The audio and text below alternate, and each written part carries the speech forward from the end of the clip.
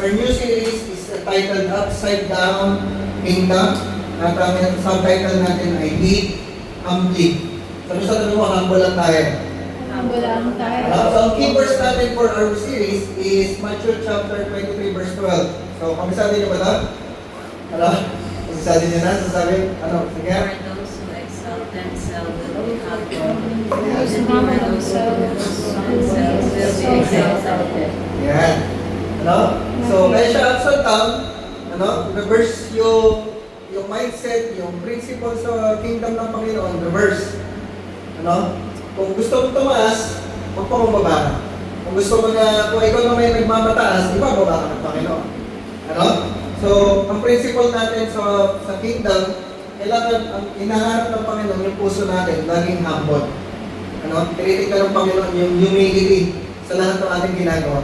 So, kailangan po natin ma-realize na Sunday, pinag-aralan natin, dependence natin sa Panginoon. Nakita natin si Harry Jehoshaphat kung paano siya naging dependent sa Lord. Hindi siya basta kumikilos, hindi siya nagmamataas, na kaya ko to, magaling ako. Nagtatanong siya sa Lord, humihingi siya ng tulong sa Lord. Ano? So, kailangan po natin maintindihan, we are nothing apart from God. Sabihin mo nga yan, I am nothing I am nothing apart from God. apart from God. Isa pa, I am lost I am lost without God. without God. Ano? Pag wala si Lord, pag hiwalay tayo sa Lord, we are nothing. Wala tayong pwedeng ipagmalaki sa Lord. Wala tayong magagawa kung wala si Lord. Ano? So, pwedeng yumaman ka, pwedeng magkapera ka, pwedeng magaling ka, nang wala si Lord, pero sa bandang dulo nun, mapapahiya ka. Ano? Pero gusto tayo po, habang nabubuhay tayo dito sa earth, kailangan po, we are living every day na dependent tayo sa Lord. Na sinasabi natin sa Lord, Lord, I need you. Lord, kailangan kita. Kasi wala ako. Wala akong magagawa kung hiwalay ako sa iyo. Ano? Maliligaw ako, I am lost, I am nothing kung wala si Lord. So wala pa tayong may pagmamalaki sa Lord. Sabi sa tabi mo, wala tayong may pagmamalaki sa Lord. Wala tayong may pagmamalaki sa Lord. No? Lahat ng meron tayo galing sa Lord. Pag nagmataas tayo, pag magaling tayo, ibababa tayo ng Lord. Mapapahiya po tayo. No? Pero pag nagpapababa tayo, sinabi natin, Lord, I need you. I am nothing without you. I am lost without you. Itataas ka ng Lord. Ano? Si Lord yung magpo-promote sa'yo. Psalm chapter 115 verse 1, sabi diyan, sabi nung hari, not to us, Lord, not to us, but to your name be the glory because of your love and faithfulness. So, kanina daw ang glory? Kay Lord, ano? Hindi sa akin. No? Hindi sa akin ang glory, hindi sa inyo ang glory, not to us, kundi sa Lord lang. Kasi nga, we are nothing without God. Kung meron tayong magawa, kung meron tayong mga achievements, kung meron tayong mga accomplishments, nagawa natin yun dahil sa Lord. Hindi dahil sa atin. Kaya ang glory, sa Lord pa rin. Amen? No? So, punta na tayo sa pag-aaralan natin this morning. No? At umiikot lang yung ating pag-aaral tungkol sa humility. So, last Sunday, pinag-aaral natin, dependence from God. This morning, meron tayong ibang anong word yun? Kumaisip. Yung ibang side naman ng pagiging ng tungkol sa humility. Ano? Exodus chapter 18. Tingnan natin yan. Sa Exodus chapter 18, tungkol kay Moses. May kilala ba kay Moses? Chapter 18, verse 7. Yan. Sa kaya kinuha pangalan niya. So Moses went out to meet his father-in-law and bowed down and kissed him. They greeted each other and then went into the tent. Ano yung kwento nito? Ito si Moses, kung familiar kayo sa story ni Moses, si Moses lumaki sa Egypt. Diba? Tapos nung 40 years old na siya, tumakas siya sa Egypt kasi meron siyang napatay na slave master. So meron siya napatay na slave master. Nung na-discover na siya yung pumatay, tumakas na siya sa Egypt, pumunta siya sa wilderness. So 40 years old siya noon. Pagpunta niya sa wilderness, doon niya nakilala si Jethro na magiging father-in-law niya. Tapos nung nakilala niya si Jethro, so doon na siya tumira, nagkasawa siya, napangasawa na yung anak ni Jethro, doon na siya nagkaharap. So another 40 years yung lumipas. No? After 40 years niya sa wilderness, ilang taon na siya bali? 80. Ano? Nakita niya yung burning bush.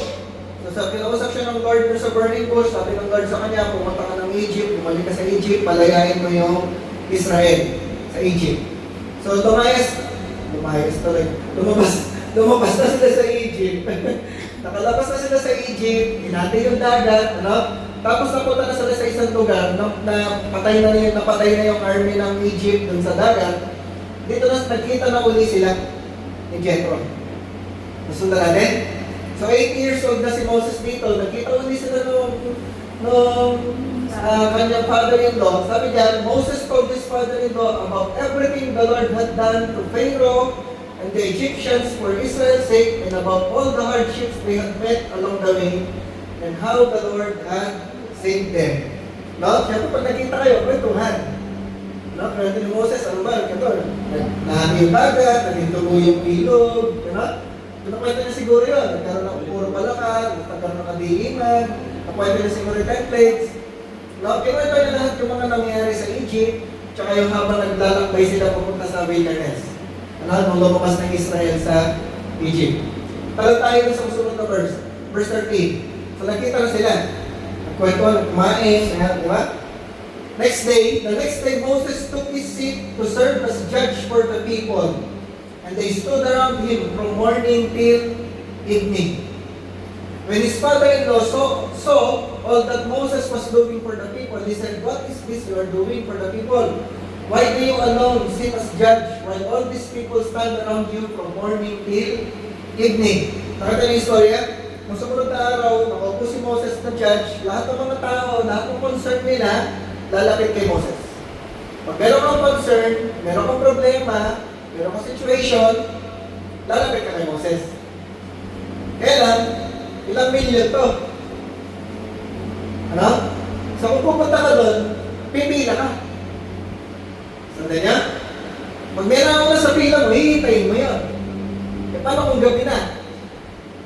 No? Susunod, next day ka na lang ulit. Sanda niya? No? Kumuha ka ng number 100 ka. 20 pa lang yun nasa pila, hapon na. Di ba? Tapos sumisi, cut off na, pagod na si Moses, gabi na, matutulog na. Bukas ka na lang ulit. Ano? So siguro bukas, gigising ka na lang maaga, pipila ka na maaga, mga na-stress. Di ba? Kasunod yung istorya. Si Moses yung hirap, siya lang yung tumata yung judge, siya lang lagi yung nakikinig sa mga tao, tapos yung mga tao, hirap din. Kasi pipila sila ng matagal. Pipila sila ng maghapon para lang mapakinggan sila ni Moses. So natin, ganun yung situation nila. So nakita doon yung kanyang father-in-law, sabi sa verse 17, Moses' father-in-law replied, "What you are doing is not good." Diba? Tama ka rin? Diba? Hindi maganda ginagawa ni Moses. Kasi siya lang mag-isa nakaupo na judge, tapos yung mga tao, pipila ng matagal. No? What you're doing is not good. You and these people who come to you will only wear yourselves out. The work is too heavy for you. You cannot handle it alone. Ano? Hindi mo kakayanin niya mag-isa. Kaya tatanda na agad. Puputi agad mo. Ano yung sabi ng kanyang father-in-law? "Listen now to me, and I will give you some advice. And may God be with you. You must be the people's representative before God and bring their disputes to Him." Ikaw yung representative ng mga tao sa Diyos. Pag may concern yung mga tao na gusto kong ilapit sa Lord, ikaw magsasabi kay Lord. No? Teach them His decrees and His instructions and show them the way they are to live and how they are to behave. Okay, pamag-alala ko natin yan. But select capable men from all the people, men who fear God, trustworthy men who hate dishonest gain, and appoint them as officials over thousands, hundreds, fifties, and tens.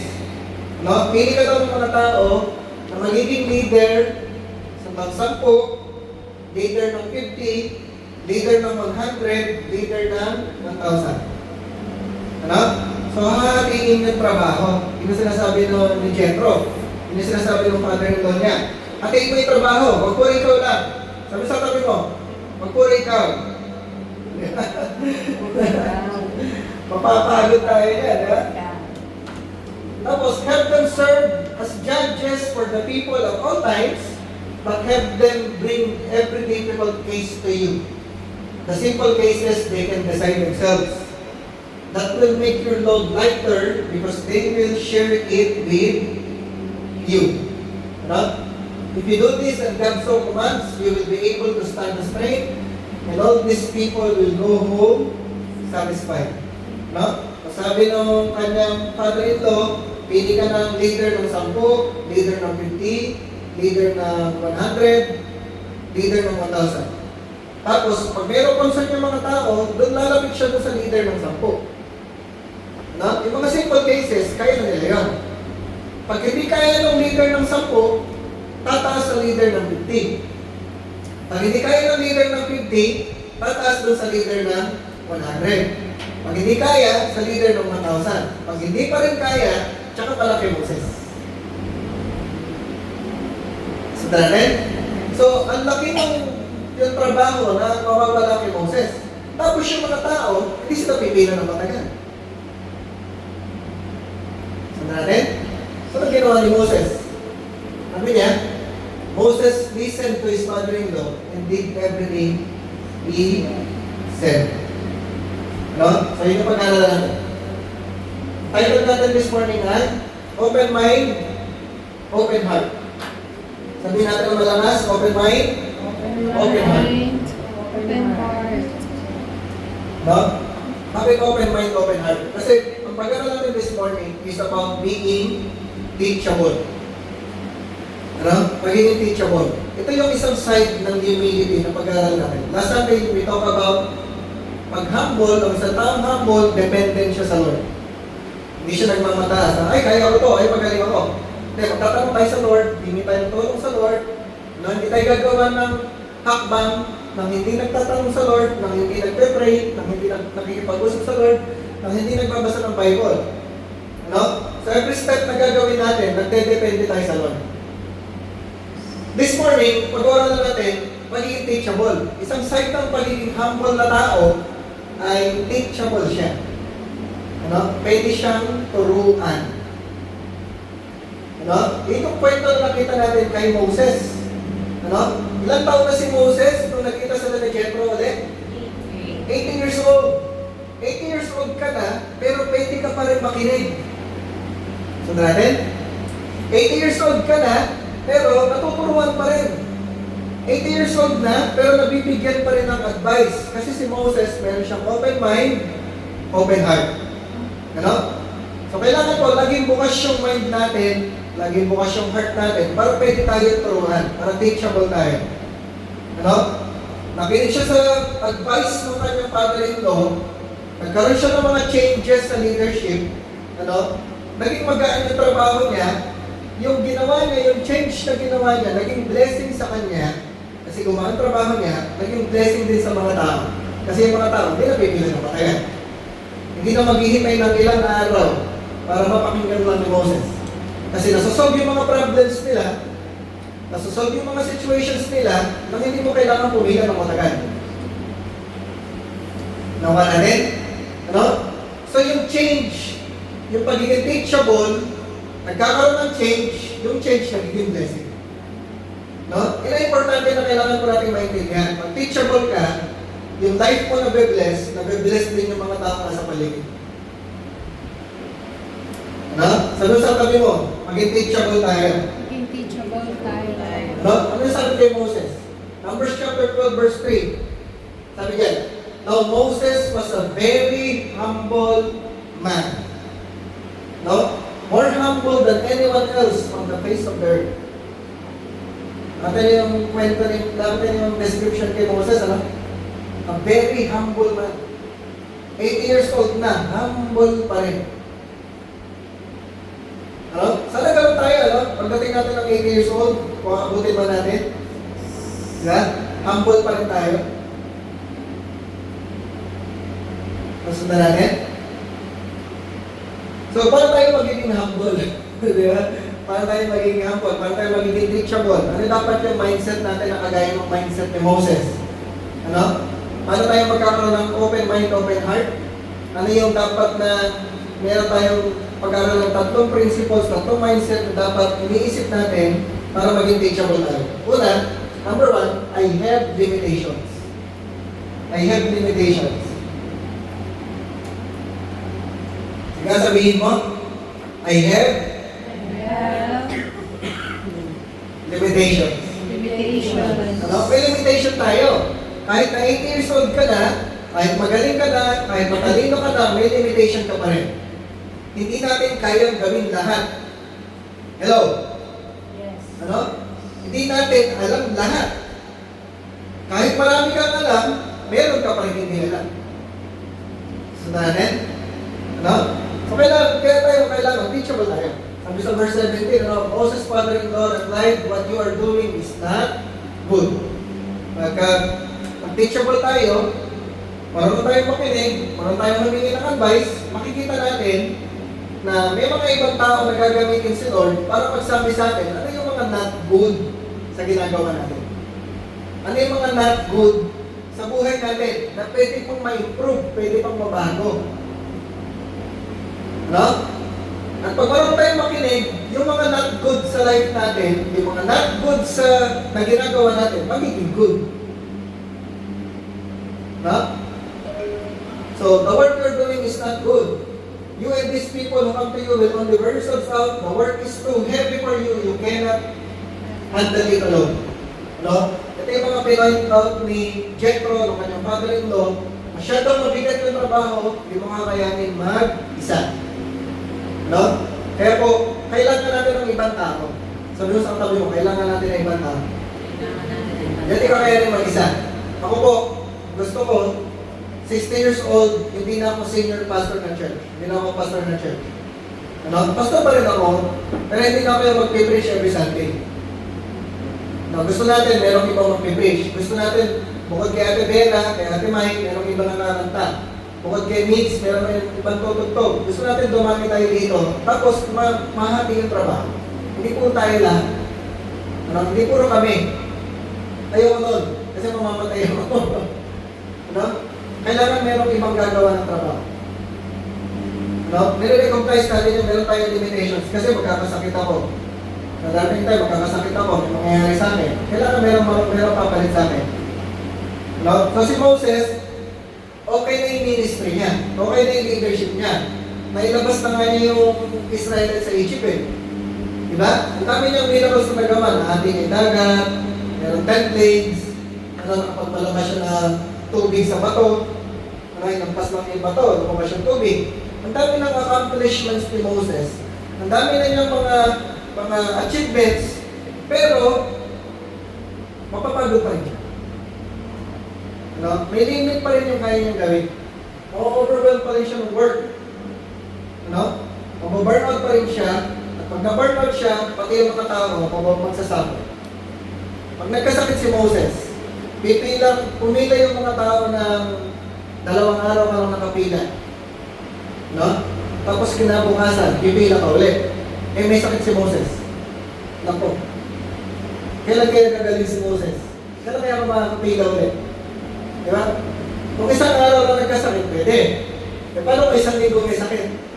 1 linggo ko maghihintay para ma-fix yung problem mo. Para mapapakinggan. Para makahingi ka ng advice, hintay ka naman ng 1 week. So yung mga tao magsasuffer, pag nag-suffer yung leader, magsasuffer yung mga tao. Sundan natin? Yes. You know? So may limitations tayo. Kaya kailangan natin na, maintindihan natin, kailangan natin na maging teachable, marunong tayong makinig, marunong tayong maturuan, para na yung mga not good sa life natin, maging good. Ano? At yung mga tao, mabe-bless sila. Okay natin? Ano? So, pag sinabi natin teachable ang isang tao, sinasabi natin, hindi natin alam lahat ng bagay. I don't know everything. Pwedeng marami kang alam, pero still, you don't know everything. Pwedeng marami kang magawa, marami kang kayang gawin, pero you can't do everything. Ano? Ako po, marami kang kayang gawin, pero huwag ka mapapakantay. Diba? Huwag nyo rin ako papasaya. magluto, kaya ko mag-preach. Ano? Mga ginagawa dito, mga nag-train. Kaya kong gawin yun. Pero hindi lagi. Hindi ko kayang gawin lahat. Ano? So we don't know everything, we can't do everything. Ano? So when we are teachable, we avoid burnout and poor decisions. No, pag teachable tayo, mababawasan yung burnout, naiwasan natin yung burnout, tsaka yung mga mali nating decisions. Ano? Kung ikaw lahat yung tumatanggap ng problema, ikaw lahat yung nakikinig din sa mga tao, ano? Tsaka sasablay ka eh. Kasi overload ka ng lahat ng mga problema ng mga tao. Ano? Minsan mali na yung advice na mabibigay mo. So, pagka meron tayo, pag teachable tayo, makakaiwas tayo sa mga poor decisions. Ano? Lahat ng leader, hindi kahit hindi leader, bawat isa natin, kailangan natin ng correction. Sabihin nyo correction. Correction. Ano? So, wisdom, ang wisdom, sino sa inyo gusto ng wisdom? No? Ang wisdom, ibig sabihin ng wisdom, alam mo kung kailan ka mapapagod.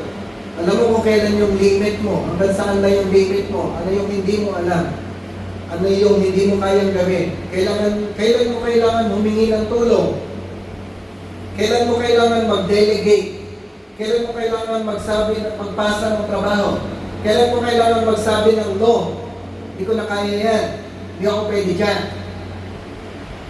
Ano? Kailan mo, alam mo, yung wisdom na, alam mo, saan kang area hindi ka effective. Saan area yung masyadong may stretch. Ano, masyadong may hila, masyadong mapapagod mo. Hindi mapupuyat ka, ano, hindi mo may stress ka, magde-depress ka, kasi hindi mo masyadong mabigat yung trabaho. Ano? So, kailangan marunong ka magsabi, marunong kang i-assess mo yung sarili mo, ilang wisdom. Hindi mo kayang gawin lahat, hindi mo alam lahat. Kailangan natin ng tulong. Ano? Ang pride, ayaw ng instruction. Ano? Ayaw mo akong turuan, alam ko yan. Ayaw mo akong turuan, kaya ko yan. Yun ang pride. Pero ang humility, sige nga, maganda yung input mo, maganda yung suggestion mo. Sige, pakinggan natin, pag-usapan natin. Ano nakikita mong hindi maganda? Ano nakikita mong kailangan i-improve? Yun ang pagiging teachable. Sabi sa natin po, teachable tayo. Ano? So, kailangan natin maintindihan, we have limitations. May limit yung kaya natin gawin. Pangalawa, we need counsel. I need counsel. Ano? Sabihin ng counsel, advice. Kailangan natin ng advice. So, ito po natin.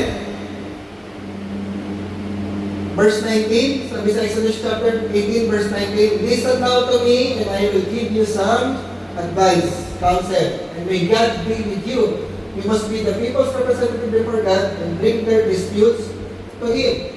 Ano? So, sabi nung ni Jethro, makinig ka sa akin, hindi ka advice. No? So, kailangan marunong tayo makinig sa advice. So, sabi ni Moses hindi siya naging defensive. Ba't ka umiinig? Ba't ako bibigyan ng advice? Hindi naman ako humihingi sa'yo. Diba? Hindi siya defensive. Kung ba't mo pinaturuan? Alam ko na yan. Kaya ko na yan. Ganyan po yung masyadong proud ng mga tao. Si Moses nakinig. Hello? Sabi sa tabi mo, makinig tayo. Ano? Magkaya ni Moses, makinig siya. No? Pinag-isipan niya. Tinanggap niya yung advice. No? Pag meron nagkakausap sa atin, pag meron sa atin nagbibigay ng advice, kahit hindi mo hinihingi, consider mo, mag-isipan mo. No? Paano ba yung sinasabi niya? Maganda ba yung sinasabi niya? Nakakatulong ba sa akin yung sinasabi niya? No? May improve ba ako sa sinasabi ng itong tao na to? Magiging mas mahusay ba ako? Will I be better pag nakinig ako sa kanya, pag kinonsider ko yung sinasabi niya? Ano? So, kailangan natin maintindihan, we need counsel, we need advice. No? Hindi niya sinabi ni Moses, hindi niya pinagmalaki yung accomplishments niya. Ba't mo bibigyan ng advice? Hindi ko kayo agad. Diba? Ba't mo bibigyan ng advice? Baka magpababa ng 10 plagues sa Egypt. Napatay ko nga yung army ng Egypt, bibigyan ko pa ako advice.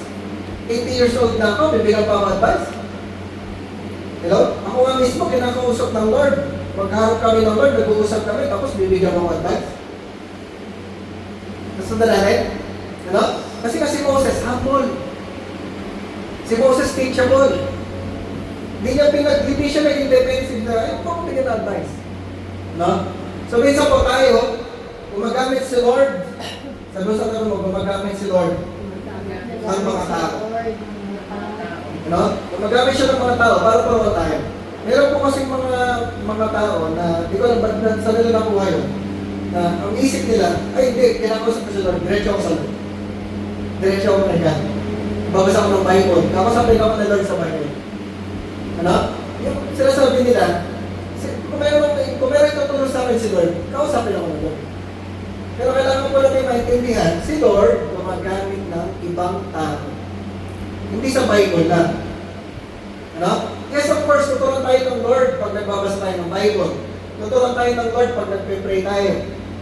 Pero gumagamit din si Lord, hindi puro Bible lang. Gumagamit din si Lord ng ibang tao.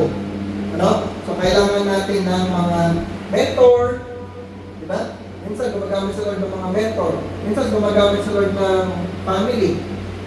Ano? Magulang natin or kapatid natin.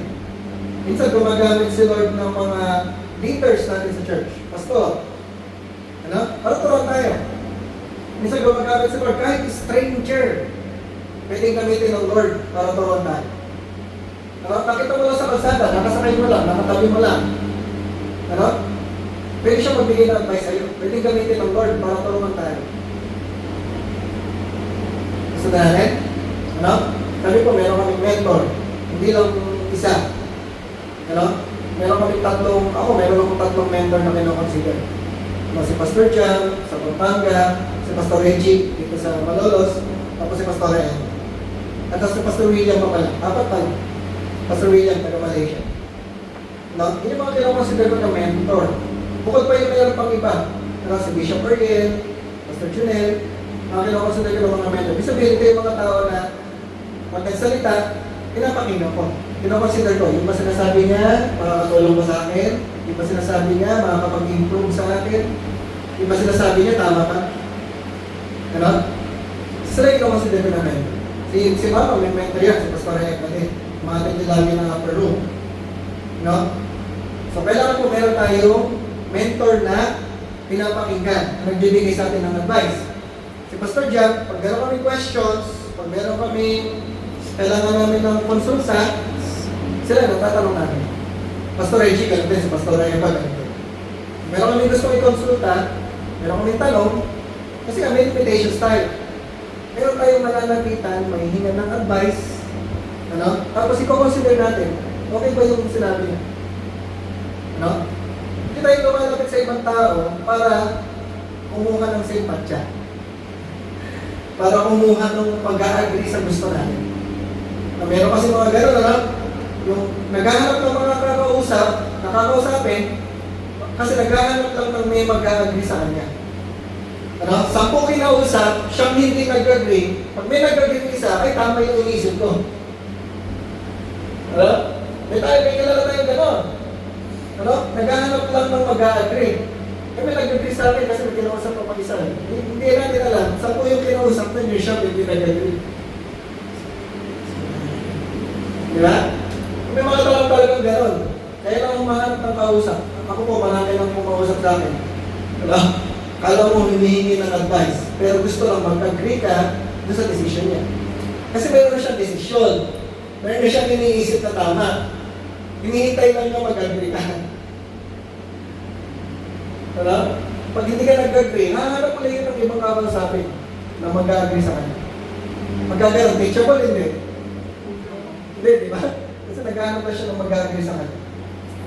Ano? Pag tayo ay teachable, yung ibang tao na nasa paligid natin, magiging teachable din. Ano? Sabi sa verse 20, teach them this decrease and instruction and show them the way they are to live and how they are to behave. Paano may papasa ni Moses yung tinuturo kasi ni Jethro, para maintindihan natin, tinuturo ni Jethro doon sa mga tao na kaya nilang mag-decide for themselves. So natin, hindi lahat ng problema kailangan mo ilapit kay Moses. So, si Moses, ang gagawin ni Moses, ituturo niya sa mga tao, kagaya ko ng ginagawa natin ngayon, tinuturo ko kayo ng Word of God, i-explain yung Word of God sa inyo. Para you can decide for yourselves, hindi na ako kailangan tanongin. Ano? Isa yun. So, syempre, yung mga tao, pag tinuruan ni Moses, ano dapat gagawin ng mga tao? Teachable din dapat. Di ba? So, dapat yung mga tao, teachable din. Kasi tinuturuan sa ni Moses para hindi na sila lagi lalapit kay Moses.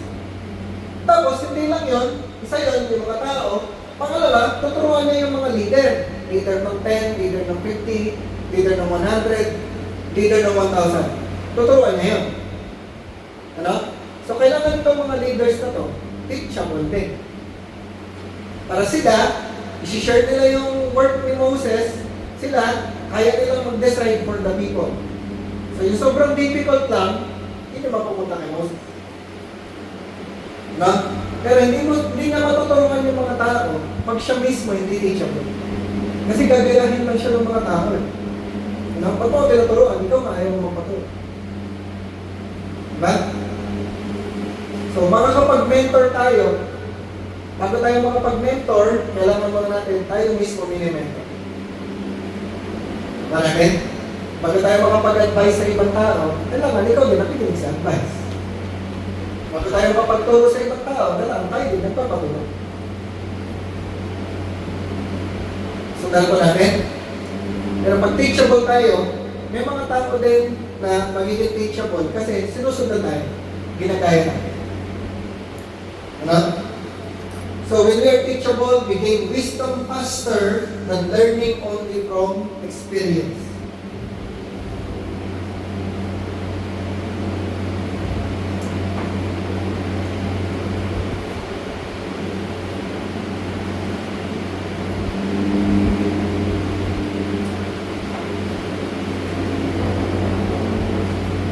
No? Pag teachable tayo, mas mabilis tayong matuto. Mas mabilis tayong gumaling.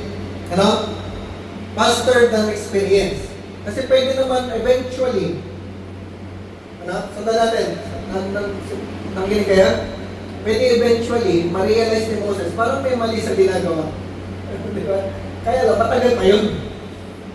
Matagal pa niyang maiisip yun, matagal pa niyang ma-realize yun. Parang may gulang, parang mapapagod na siya. Di ba? Pagpagod na siya, tsaka na niya ma-realize. Pero dahil pinagbigay sa kanya ng advice, agad niya ma-realize. Maga siya natuto. Ha? Nasundan natin? Mix. Ano? So, si Moses, pagka marunong tayong makinig sa advice, sa counsel, mas mabilis tayong nag-grow sa wisdom, hindi lang by experience. Kasi pwede naman talaga tayong mag-grow, matuto by experience. Pero, pag marunong ka makinig sa advice, mas mabilis. Kasi, yung experience nila, hindi mo na kailangan ma-experience. Kasi meron na silang na-experience Yung problems nila na na-solve, yung mga difficulties nila na na-overcome, isi-share nila sa iyo yun, para ikaw, hindi mo na maranasan yung naranasan nila. Masusunod natin? Ano? Hindi mo na kailangan i-experience yung experience nila. Kaya kailangan marunong tayo makinig sa advice. Kung ano yung experience nila, i-share nila sa atin, totoo nila tayo, matututo na tayo. No?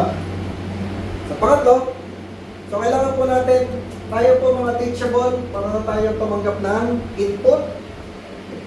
No? Tapos, pinag-iisipan natin yung mga advice na binibigay sa atin, para tayong humingi ng advice. Sabi sa tabi mo, hingi tayo advice. No? So, isa po sa magandang kailangan natin matutunan. Minsan kasi, nalalaman natin mali yung decision natin pag nagawa mo na. Diba? Nagawa mo na, tapos na. Tsaka mo lang masasabi, ay mali yung decision ko. Eh paano kung bago ka nag-decide, nagtanong ka muna?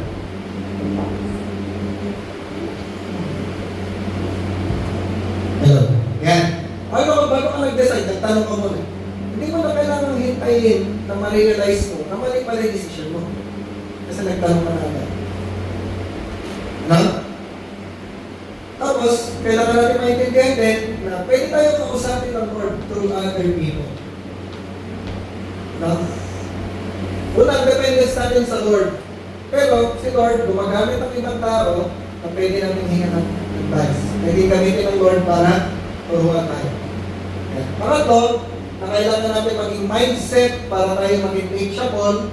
Number 3, I want to grow. Sabi sa sarili mo, I want to grow.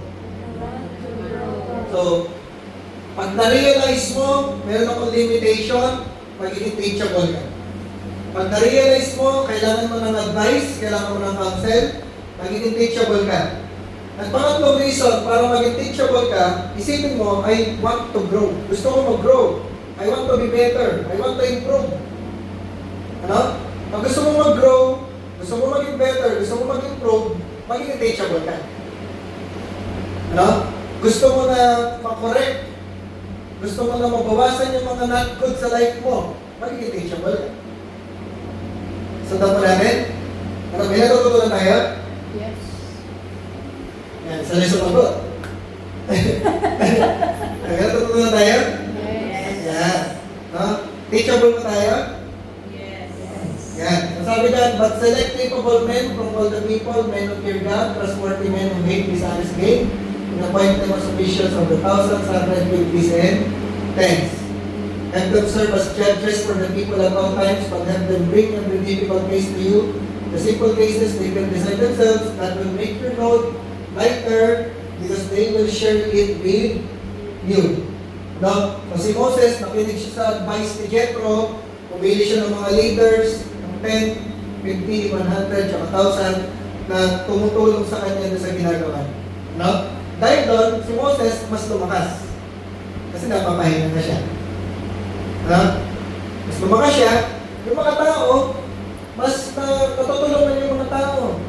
Ano? Kasi hindi na sila maghihintay ng matagal, hindi na sila pipila ng ilang araw para matulungan sila. So yung mga tao, nami-meet yung mga needs nila, yung mga tao, nasusolve yung kanilang mga problems, yung mga tao natuturuan, yung mga tao nag-grow din. Ano? So, ikaw yun, ikaw yung tao ng panahon na yun, ikaw yung nandun, ano? Instead na mag-focus ka doon sa problema mo, dahil na-solve na yung problema mo, makakagawa ka na ng work mo. Di ba? So, para paggawa ka na ng work mo, kikita ka na. Nasusundan niyo yung gusto mo nag-grow ka kasi, meron ka ng time para mag-grow, meron ka ng time para mag-work, kasi na-solve na yung problem mo, hindi mo naiisip yung problem. Eh, paano kung 3 days ka na pumipila? Hindi ka makapag-isip, hindi ka makafocus. Di ba? Hindi ka makapag-work na maayos. Kasi meron kang problema na hindi mo masolve. Pero dahil na meron ka ng malalapitan na leader ng 10, leader ng 50, leader ng 100, leader ng 1,000, bago kay Moses, nasasolve na agad yung problems ng mga tao, nakakapag-work na sila agad, nagiging productive yung mga tao, nag-grow na sila. No? So, lahat nagbe-benefit. Sabi sa tabi mo, lahat nagbe-benefit. Diba? Pag-teachable tayo. No? Yung justice na experience ng mga tao. Pero pag po, we stop being teachable. Pag hindi na tayo teachable, magiging stagnant po tayo. Ano? Hindi ka na mag-change, paulit-ulit na lang, gano'n na lang yung situation mo. Stop ka na. Pag hindi tayo teachable. So yung mga tao, for many years, gano'n yung experience nila. Ilang taon, may experience nila, may pila ka ng matagal. Ay, hindi na ako pipila dyan, ang tagal. 5 days ako pipila dyan, hindi na ako pipila dyan. Ako na bahala. Kaya ko na itong problema na to. Diba? So, magiging stagnant yung mga tao. Ano? Yung mga tao, pag stagnant yung leader, pati yung mga tao, stagnant yun. Pag stuck ang leader, pati yung mga tao, ma-stuck din. Hindi na sila makapag-work. Ano? Hindi nila mapukusan yung pamilya nila. Hindi niya maalagaan yung mga anak. Bakit? Kasi nakapila. Ano? Hindi na maalagaan yung mga hayop. Wala na may papakain sa mga hayop. Kasi nasan yung mga tao? Ando, nakapila. Ano? Stuck din sila. Pag stuck si leader, stuck din yung mga tao. Sundan natin? Ano? Pag stagnant si leader, stagnant din yung mga tao. May mga tao kasi ayaw mag-grow. Yun ang nakakalungkot. Ano?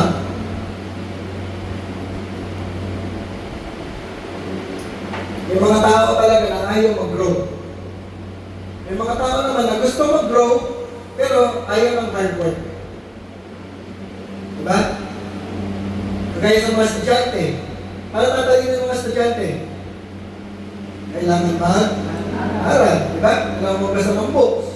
Kailangan mo gumising ng maaga para pumunta sa school. Kailangan mo mag-notes. Kailangan mo mag-review sa exams. Diba? Kailangan mo gumawa ng assignment, ng project. Hard work yon. Pero doon ka tatalino. Doon ka gagaling. Diba?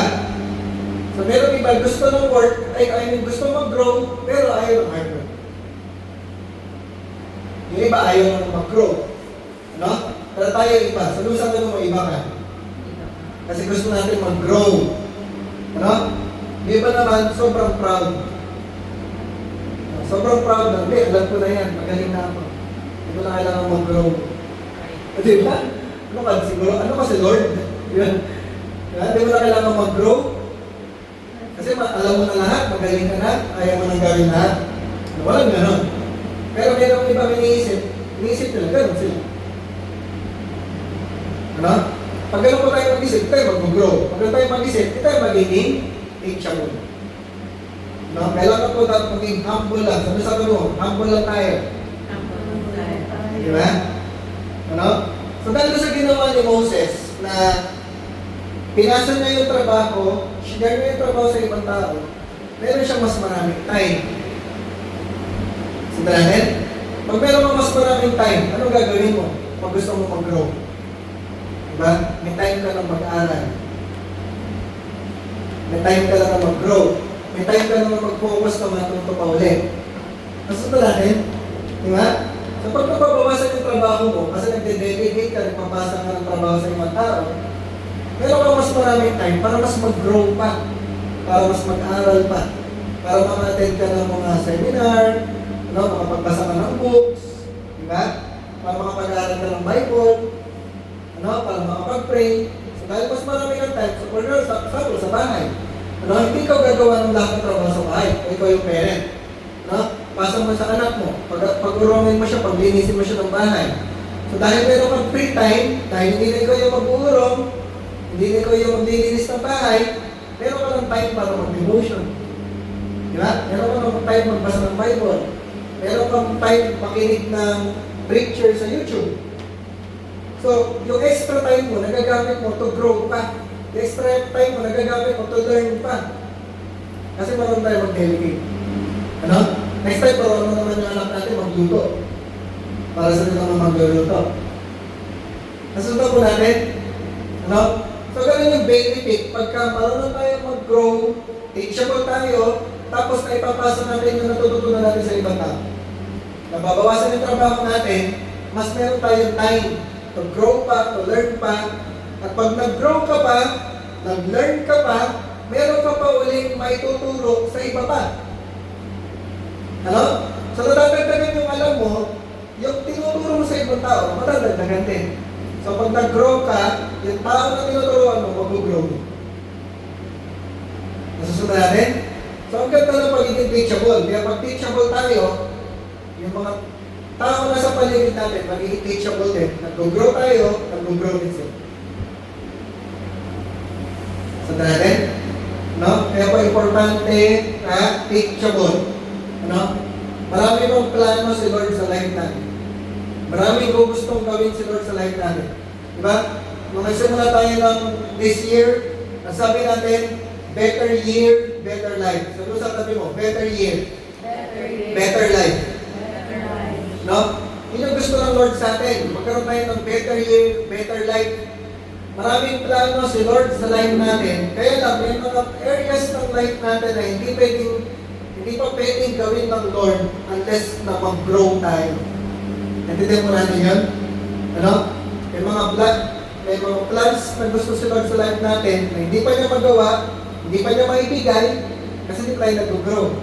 Kailangan mag-grow muna tayo para maging ready tayo sa ibibigay ng Lord. Ano? Saan ko lang, Lord? Kung gusto kong bigyan ng Lord na sasakyan, kung wala ka naman license, tsaka hindi ka marunong mag-drive, hindi ka mabibigyan ng sasakyan. Ano? Kailangan mo mag-aaral mag-drive para ka mabigyan ng sasakyan. Saan ko lang po yun? Hindi ko mo sinasabing bibigyan kayo ng Lord ng sasakyan. Ano? Pero ganun yung example. Paano mabibigyan ng Lord ng restaurant? Sample lang, bibigyan ka ng Lord ng restaurant, ikaw yung magmamanage, ikaw yung magpapatak mo. Kaya lang, kung di ka marunong magluto, di ka marunong mag-budgeting, di ka marunong mag-manage ng business. Diba? Di ka magkakaroon ng restaurant. So, kailangan mo munang mag-grow. Kailangan mo munang magkaroon ng experience na paano mag-manage, paano mag-budget, paano mag-supply. Sundan natin? No? Pero pag teachable tayo, nag-grow tayo, nag-i-scale up tayo. Ano? Lahat ng yung life natin nag-i-scale up, yung ministry natin nag-i-scale up, yung career natin pwede mag-scale up, mas nag-grow natin. No? So, question sa atin, are we learning?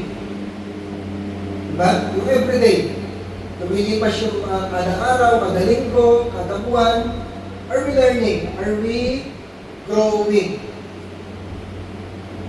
Ano? So, assess natin yung sarili natin. Nag-grow ba ako? Nag-learn ba ako? Kasi pag hindi, baka hindi ka na teachable. Ano? Baka may areas ng life natin na ayaw mo nang matuto, ayaw mo nang mag-grow. Hindi ka na nakikinig. Kaya, hindi ka na nag-learn, hindi ka nag-grow. Ano? So, yung ginagawa po natin ng memory verse, yung ginagawa natin ng pagbabasa ng Bible, ano? Para po yan sa growth natin. Huwag mo lang siyang gawin for the sake na ginawa mo siya. Kasi sabi sa pastor, ano, sabi sa church, ayaw ko naman lumabas na hindi ako sumusunod, so gagawin ko siya. Huwag mo lang siyang gawin for the sake na ginawa mo. Gawin mo siya kasi gusto mo mag-grow. Ano? Ano yung matututunan ko dito sa pag-memory verse? Ano yung matututunan ko dito sa binabasa ko na ito? Ano? Nag-goal natin na kailangan, pag nagbabasa ko ng Bible, kahit hindi everyday, ano? Kahit once a week, pero at least once a week, meron kang natutunan, nag-grow ka. Nasusundan natin? Ano? Kasi ang goal natin, mag-grow. Ang goal natin, hindi lang magbasa ng Bible. Ano? Hindi sinasabi ng Lord, hindi tatanong sa'yo ng Lord, pagdating mo sa langit, hindi tatanong sa'yo ng Lord, ilan na yung nabasa mong chapter? Ilan ang nabasa mong verse? Ano? Ilan yung na-memorize mo? Hindi yung tatanong sa atin ng Lord. Ang tatanong sa'yo ng Lord, ano yung natutunan mo? Tapos anong ginawa mo? Doon sa natutunan. Can you say amen? Amen. Ano? So when we are teachable, our work becomes sustainable and fruitful. Ano? So pag teachable tayo, nai-improve natin yung life natin, nai-improve natin yung work natin, nai-improve natin yung ministry natin, yung systems natin, namumultiply yung leadership, naipapasa mo sa ibang tao. Pag teachable ka, naipapasa mo din yung mga natututunan mo sa ibang tao. No? Nag-i-scale up yung mga ginagawa natin at nabibless tayo, nabibless din yung mga tao na sa paligid. Nasundan natin? Ano? So, paano po maging teachable? Maintindihan natin, I have limitations, I need counsel, I need advice, and I want to grow. Ano? Kung tayo po'y teachable, nababawasan yung pagod natin, nababawasan yung discouragement, nababawasan yung stress natin at depression natin. Ano? Minsan po kasi masyado tayo, humihingi lang tayo ng, lalapit lang tayo sa ibang tao, hahanap lang tayo ng kausap pag sobrang bigat ng problema. Diba? Yung gusto mo lang magpakamatay. Huwag mo nang hintayin yun. Diba? Pag maliliit ang mga problema, kailangan mo ng kausap, makipag-usap ka na, hingi ka na ng advice. Ano? Yung hindi sobrang hirap ng problema na kahit na pastor, di ka na matutulungan.